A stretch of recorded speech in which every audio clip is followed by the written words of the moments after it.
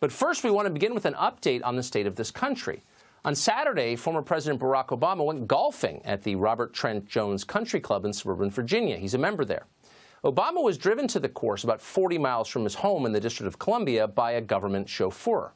Here's a picture of it from Politico.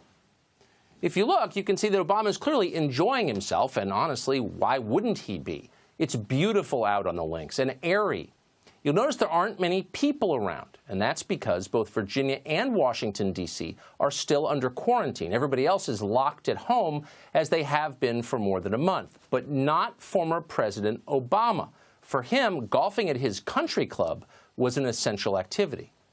Now, 2 days later, after this picture was taken, the beleaguered residents of Washington, D.C. began to receive a public service announcement on their phones. The message had been recorded at the request of the D.C. government by Barack Obama's wife, the former First Lady, Michelle Obama. Here's what the message said. Remember, we urge you to stay home except if you need essential health care, essential food or supplies, or to go to your essential job. Stay home, except for essential health care, essential food, essential jobs. That is Michelle Obama's message to you. It didn't seem to occur to her that those standards might also apply to her family, and that's why she didn't mention essential trips to your country club. The fact that the rules apply to them doesn't seem to occur to anyone in power at the moment. Just a few weeks ago, Lori Lightfoot, the mayor of Chicago, was caught getting her hair done at a time when the city of Chicago had closed salons to mere civilians. Lightfoot's stylist ratted her out on Facebook. Her excuse, quote, "I'm the public face of this city. I'm on national media, and I'm out in the public eye." In other words, said Lightfoot, "I'm far more important than you are. Shut up."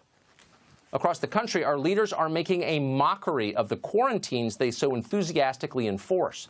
They have no intention of abiding by the restrictions they impose on their fellow citizens.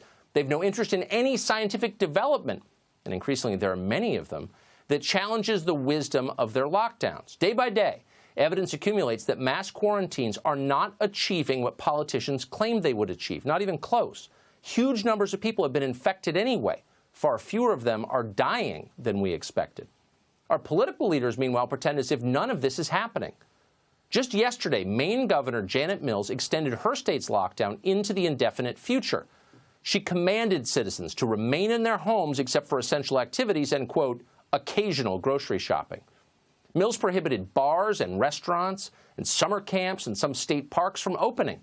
She made it illegal for hotels to book guests even for future stays. She canceled every summer festival in the state.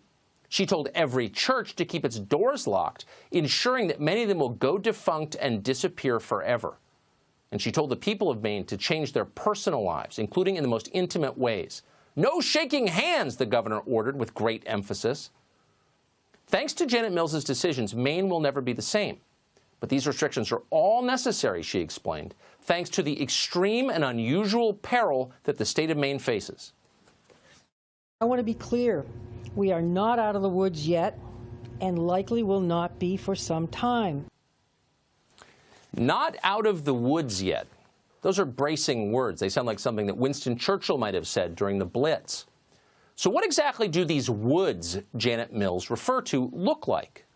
Well, at the very moment she spoke, a grand total of 33 people were being treated in Maine hospitals for the coronavirus. 33 people out of a population of more than 1.3 million people. Over the full course of this entire epidemic, just 51 people in the state of Maine have died from the coronavirus. Meanwhile, and there's always a flip side, directly because of the lockdowns that Mills ordered, more than 10% of Maine's population is now unemployed. All over the state, businesses are failing.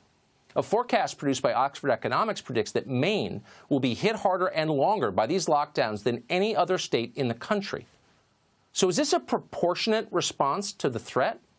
No, it's not. It's vandalism. Mills's speechwriter worked hard to make her reckless policy sound poetic. People who now are staying apart so that someday we can all be together again. Someday we can be together again. Well, thanks, Governor. We appreciate your kindness in allowing that. So how long will that be until we can be together again. Well, Mills, who was clearly deeply enjoying her newfound power, didn't specify how long. There's, quote, no timeline for that. Things will not be normal soon, she warned. We are inventing a new normal, end quote. Now, you may be wondering, where exactly does Janet Mills derive the power to invent a, quote, new normal for 1.3 million people, to remake human society in whatever form she chooses? Mills did not explain that either. Instead, the governor read a selection from a 31-year-old novelist called Veronica Roth. Roth wrote that, quote, gritting your teeth through pain is part of the, quote, slow walk toward a better life. Deep thoughts from Janet Mills. A slow walk toward a better life. That's what Mills is promising. But wait a second. Wasn't this all supposed to be about a public health emergency, the latest epidemiology, science? Yeah, that was last month. It's now about, quote, a better life. People in power abuse their power. That may be the lesson here. The arrival of a terrifying new virus from China gave our leaders more power than anyone has had in the history of this country. 6 weeks ago, America was something resembling an imperfect democracy. We had an election on the horizon that we were sort of paying attention to. Back then, Andrew Cuomo was considered a thuggish, possibly corrupt regional leader. But suddenly everything has changed. Now, this is an oligarchy managed by bureaucrats and tech moguls, none of whom are accountable to voters. Our leaders are making decisions that will affect your family forever with virtually no oversight or accountability. And of course, they love it. We shouldn't be surprised they don't want it to end. Jeff Bezos, for example, has made billions of dollars since the lockdown began. How shocked are you that his personal newspaper, The Washington Post, is arguing at the highest possible volume that the lockdowns must continue? Not very shocked. They all feel that way. This is the best thing that has ever happened to them. It's their chance. Let's say you once tried to run the country, but on 2 separate occasions, voters rejected you. They disliked you, and they disliked your program so much that they elected a casino owner from reality television instead. What if that happened to you? You'd probably be pretty stung by it and bitter. And then one day you wake up and the country is in chaos. Normal life has been suspended. This is the perfect opportunity to impose your will on a paralyzed nation. You would seize that opportunity, and she has. Every form of health care should continue to be available, including reproductive health care that eventually and quickly, I hope, gets us to universal health care. This would be a terrible crisis to waste, as the old saying goes. More abortion! Universal health care! Those are the required responses to the Wuhan coronavirus, declares Hillary Clinton. Yeah. Every politician on all sides has an ideological wish list. Usually it's filled with strange and unlikely ideas that under normal circumstances are kept in check by voters. As a group, voters instinctively distrust ideology, and for good reason. No one's keeping those ideas in check now. Nobody cares what voters think anymore. It's time to govern without limits. Watch disgraced New York Mayor Bill de Blasio explain that as a matter of public health or something, we need more, quote, inclusion and equity. This city was written off more times than I can count. This city came back stronger every time. Now we're going to come back stronger and fairer. Immediate actions the city government needs to take and build out as part of the bigger vision is a city task force on racial inclusion and equity, focusing on the disparities we're seeing already, making sure that we are addressing structural racism that is obviously present in the realities we're facing with this disease. So this pandemic is really about structural racism. That's what Bill de Blasio was telling us.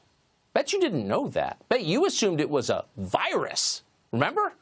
How confused are you? Doesn't matter, because Bill de Blasio doesn't care what you think. Like all of our leaders, from now on, he plans to do exactly what he wants. And he can.